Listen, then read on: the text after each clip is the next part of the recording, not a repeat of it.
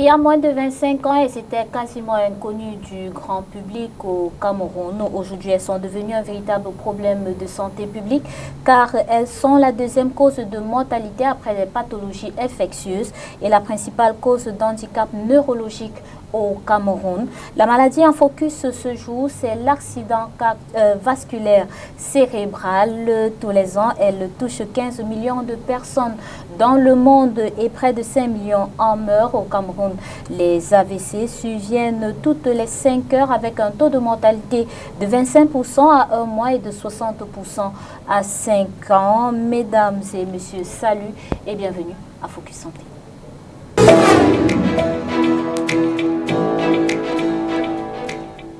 Une fois de plus, salut et bienvenue à Focus Santé. Focus Santé, c'est votre magazine qui se propose de faire comprendre des pathologies et aussi les souffrances qu'elles occasionnent dans la vie des personnes et de leurs proches. Vous l'avez certainement déjà compris. Ce jour, nous parlons des AVC. Pour mieux la décrypter, nous recevons sur ce plateau le docteur Ngams Massi, il est neurologue en service à l'hôpital général de Douala. Salut docteur. Salut Inès, salut aux chers fidèles téléspectateurs de STV. Bienvenue à Focus Santé. Merci beaucoup. Pour planter le décor, docteur, je vous propose d'aller écouter et regarder le témoignage de maman Ekima Mbango. Elle a vu sa vie changer de manière radicale en 2001 et ce, de manière subite. 2001, c'est l'année où tout a basculé. Un retour au Cameroun après un long séjour à l'étranger, un nouvel environnement de vie, de nouvelles responsabilités professionnelles et aussi des signaux malheureusement ignorés annonçant un accident vasculaire cérébral. Je me suis retrouvée comme dans un fruit qui tombe de l'arbre et il n'y a personne. Bon, ok, j'essaie donc de m'adapter, j'essaie de lutter, je crois que je suis en train de gérer. Mais je ne gère pas. Ça commence comment? Je sors du bureau. J'avais un voyage à faire en Gaoundéré que je n'avais pas fait depuis très très longtemps. Et mal fait. Alors là, si vous passez 29 heures de voyage dans un train pourri, mais alors mal famé, à l'aller comme au retour, pareil. Je rentre, je commence à avoir mal au cou. Mais évidemment, pour nous, ce n'est qu'un torticolis, quelque chose qui peut-être mal dormi ou je ne sais pas. En fait, c'était un signal, mais nous ne le savions pas. Après ça, je reprends le travail normalement. Je suis en train de faire mes exercices que je prenais 2 ou 3 fois par semaine. Et puis, je fais mon panier de basket et je m'arrête. J'ai même raté le panier de toute façon. Mais, subitement, je me retrouve par terre. Pour rien. Je n'ai pas glissé. Je n'ai pas touché quelqu'un. Il n'y a pas d'eau. Et, me voilà par terre. Donc, je me suis foulé la cheville. Pour rien. J'arrive à mon bureau le matin, toute caillatée bien, en tout temps un peu avec ma patte. Quelques heures après, je suis sur la civière. Tout simplement. J'étais en train de diriger une séance de travail. Le personnel est autour de moi. Et puis subitement, je sens comme si je ne suis plus en train de gérer ce que je dis. Je ne comprends pas. Je leur dis, s'il vous plaît, continuez, je ne peux pas. Et mon pied était sous la table. Je veux donc retirer mon pied. Je n'ai plus de pied.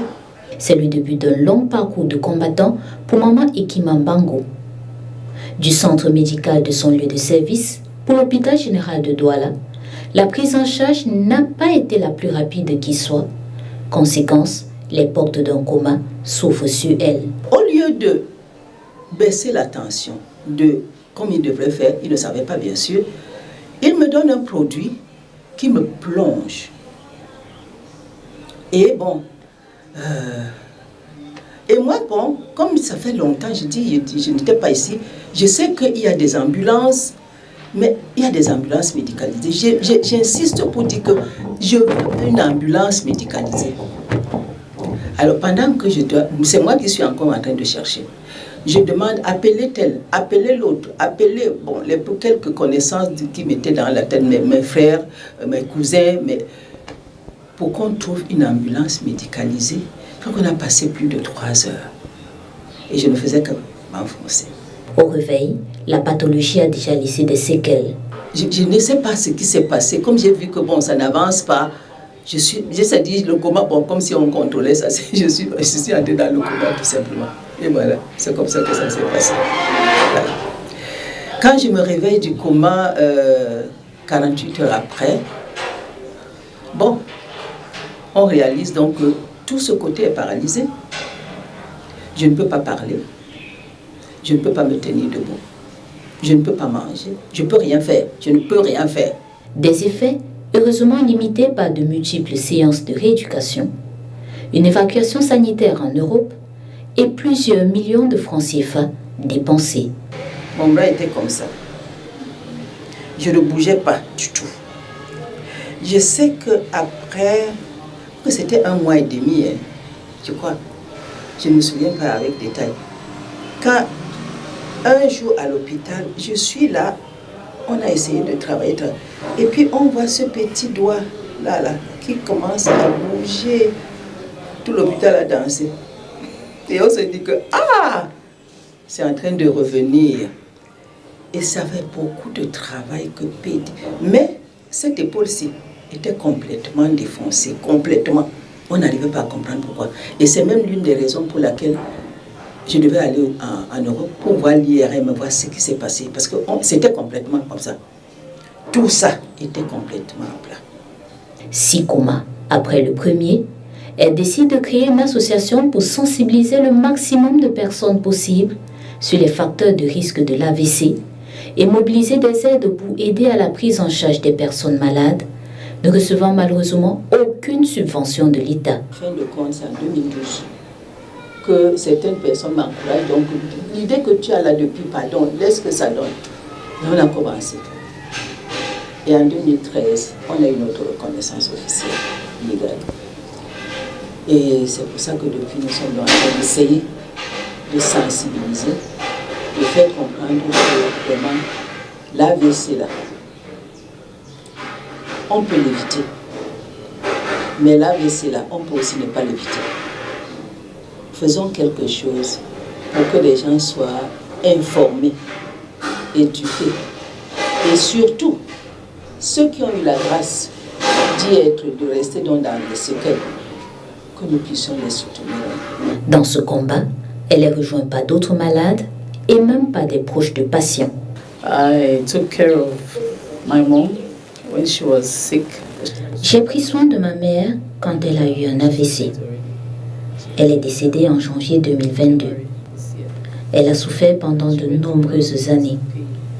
Aujourd'hui, je veux encourager les personnes qui s'occupent de malades d'AVC de les aimer inconditionnellement. Sinon, elles vont se fatiguer et ne voudront plus les aider. Également, il faut savoir que ce n'est pas un travail réservé à une personne, mais pour toute la famille. It's everybody who has to put their hands on. Son vœu, lors de la célébration de son anniversaire ce jour, voit l'accident vasculaire cérébral, la tueuse silencieuse, déclaré problème de santé publique au Cameroun. De retour sur ce plateau, docteur, je me tourne vers vous. En des mots simples, c'est quoi un accident vasculaire cérébral? Un accident vasculaire cérébral qu'il ne faut surtout pas confondre avec un accident cardiovasculaire est la survenue brutale, c'est le mot-clé, la survenue brutale de symptômes en rapport avec une atteinte du cerveau, c'est-à-dire un trouble du langage de survenue brutale, une faiblesse d'un membre ou de plusieurs membres de survenue brutale, une perte de la vue de survenue brutale, un coma de survenue brutale, ces ensembles de signes qui traduisent une atteinte cérébrale du cerveau donc, et qui surviennent brutalement sont un AVC jusqu'à preuve du contraire. Et quels sont les facteurs de risque? Les facteurs de risque de survenue d'AVC, on peut les regrouper en deux grands groupes. Le premier groupe, c'est les facteurs sur lesquels on ne peut pas agir, on ne va pas insister dessus, comme l'âge, comme le sexe masculin avant un certain âge, comme les facteurs génétiques, on ne peut pas agir dessus. Par contre, on peut agir sur les facteurs de risque non modifiables qui sont les plus nombreux et qui sont responsables de plus de 80% des AVC, notamment l'hypertension artérielle, le diabète, la sédentarité, l'hygiène alimentaire riche en gras, en sucre, en sel, le stress, tous ces ensembles de facteurs-là qui sont au final liés à notre mode de vie et qui peuvent être évitables, sont responsables de la grande majorité des AVC. Docteur, est-ce qu'il existe plusieurs types d'AVC? Oui, de façon classique, on a deux grands groupes d'AVC. Les AVC ischémiques, c'est-à-dire un caillot de sang qui part de la circulation ou du cœur et va boucher une artère dans le cerveau. Les artères sont des tuyaux qui apportent du sang au cerveau.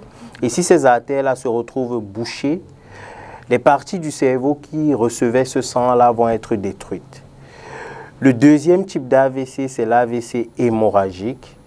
Et dans l'AVC hémorragique, c'est une artère qui éclate et qui va donc libérer du sang dans le cerveau. Donc d'un côté, on a l'AVC ischémique lié à un vaisseau sanguin qui est bouché.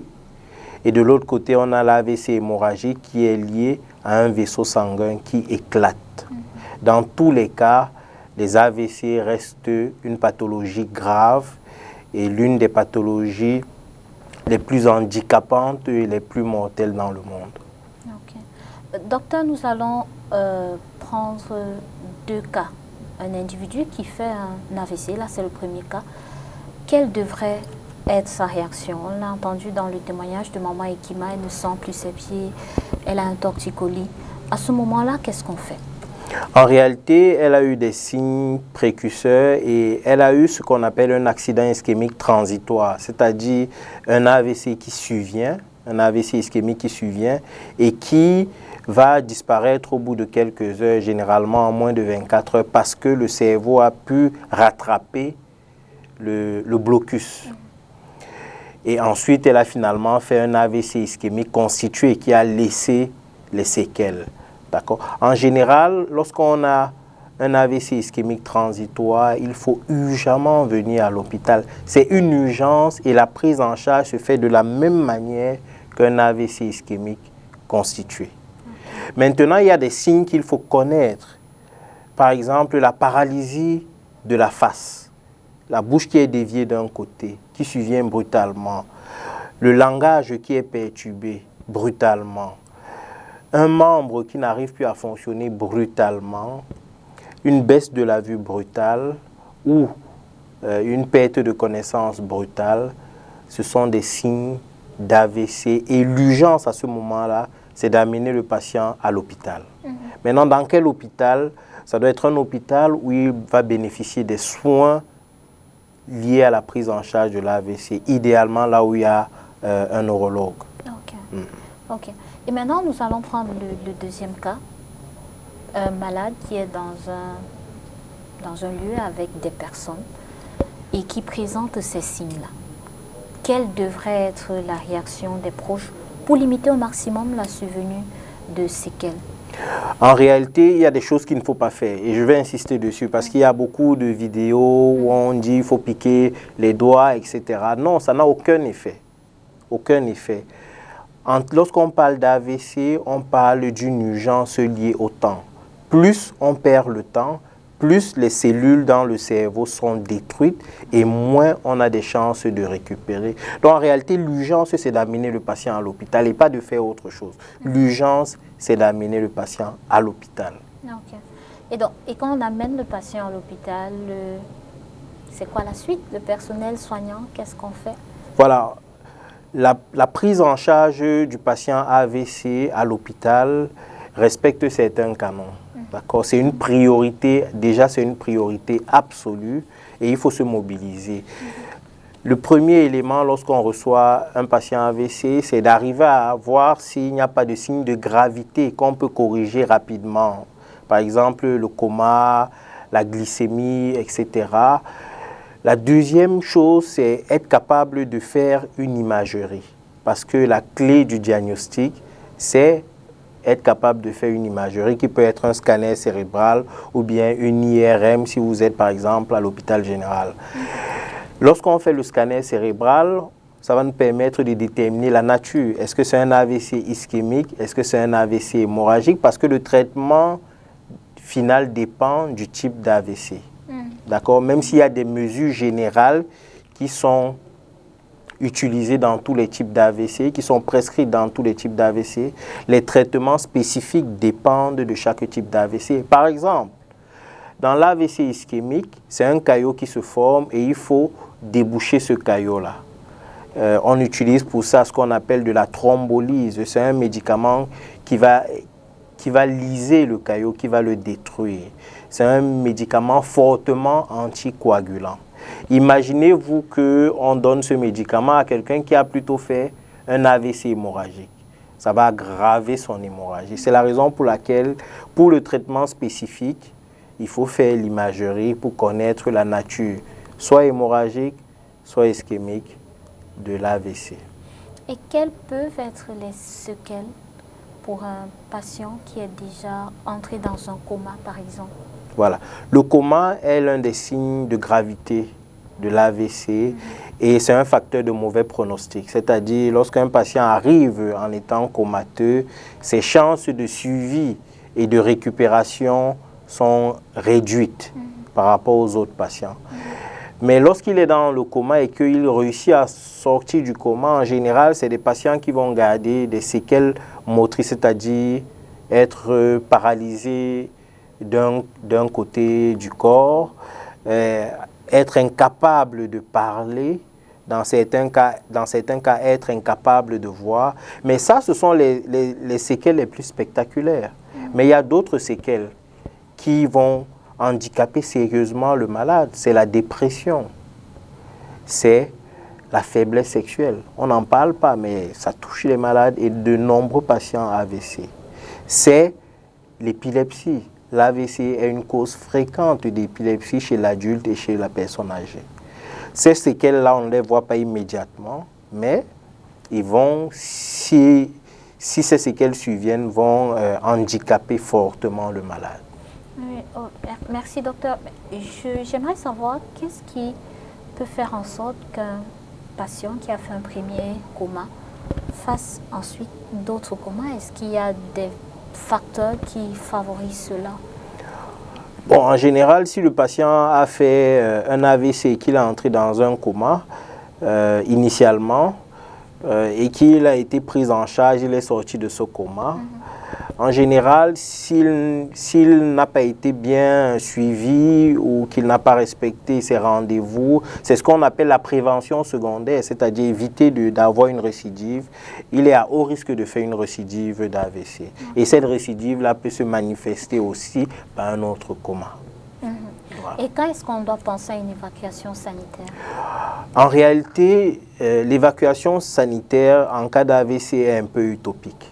Vaudrait mieux développer le plateau technique local. Pourquoi? Parce que, par exemple, en cas d'AVC ischémique où il faut thromboliser, le délai pour thromboliser, c'est-à-dire que pour traiter le malade, lui administrer le traitement spécifique, c'est 4h30. Et là, je vous dis, même si vous faites un AVC là, et qu'il va falloir vous amener à l'aéroport immédiatement, prendre un vol pour Paris, vous serez hors délai. Et donc, vous n'allez pas être thrombolisé et vous allez garder vos séquelles. C'est la raison pour laquelle l'important, c'est de développer le plateau technique local. C'est localement qu'on peut réussir à améliorer la prise en charge des patients avec AVC. Docteur, j'aimerais qu'on parle un peu des coûts de prise en charge. Un patient qui fait un AVC, pour vous donner un exemple, à l'hôpital général, un patient qui fait un AVC en hospitalisation va dépenser en moyenne 800 000, sans complications. Et lorsqu'il a des complications comme une infection qui peut survenir parce qu'il est alité, etc., sa facture va être majorée d'environ 500 000. Ok. Voilà. Donc, en moyenne, si tout se passe bien, c'est un patient qui va dépenser 800 000 en hospitalisation. Et on sait très bien, pour le Camerounais moyen, c'est vraiment pas possible. Ouais. C'est pas possible. Ouais. Maintenant, dans la prise en charge, on entend souvent dire qu'il faut penser à l'alimentation, prendre des produits naturels. Est-ce que ça aide vraiment? Dans la prise en charge en phase aiguë, pas beaucoup d'intérêt, sauf la prise en charge du diabète où il y a un régime adapté, de l'hypertension où il y a un régime adapté. Maintenant, après la phase aiguë, c'est-à-dire quand le patient, on va faire simple, quand le patient sort d'hospitalisation, et là, il y a un régime alimentaire qui devra respecter. Par exemple, il doit réduire la quantité de sel, réduire les aliments gras, manger beaucoup de légumes, les fruits avec modération, réduire la consommation de viande rouge, d'accord? Et puis, idéalement, avoir une activité physique régulière, au moins 30 minutes par jour pendant 3 à 4 fois par semaine, au minimum. Okay. Et des conseils pour les gardes malades? Oui, les conseils pour les gardes malades, c'est d'être patient. Parce que c'est un fardeau. Dès qu'un patient fait un AVC, dans la majorité des cas, il devient un fardeau pour lui-même déjà, il devient un fardeau pour la famille. Et donc, des gens vont devoir s'absenter au travail pour prendre soin de lui. Certains vont devoir abandonner leur travail pour prendre soin de lui, etc., etc. C'est vraiment le conseil, c'est la patience dans la prise en charge. C'est une maladie, malheureusement, où on entre paralysé à l'hôpital et on ressort paralysé de l'hôpital parce que la récupération va prendre des mois, voire des années. Et est-ce que pour ces gardes malades-là, en fait, comment faire pour garder l'espoir?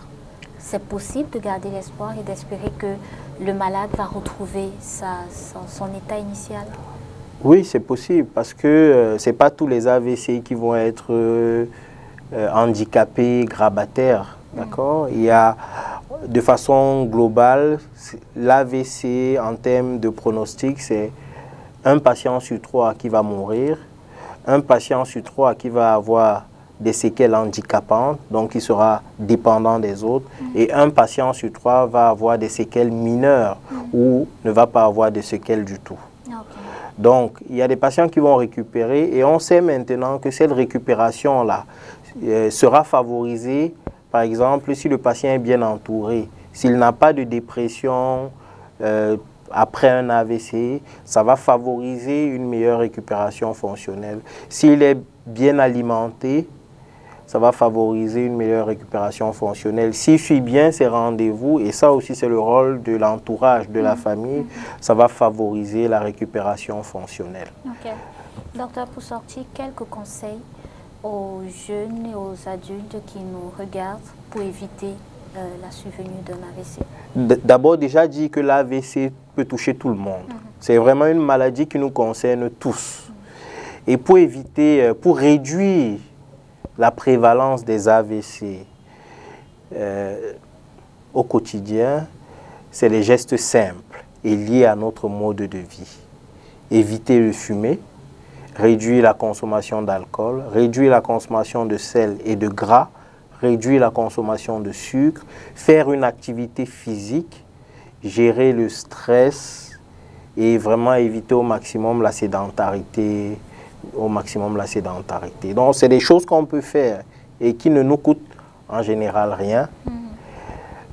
Ces choses-là vont permettre d'éviter 80% des AVC. Ok. Merci beaucoup, Je vous en docteur, prie. d'avoir répondu à notre invitation. Merci à vous, mesdames et messieurs, d'avoir regardé ce programme. Nous nous disons simplement à la prochaine.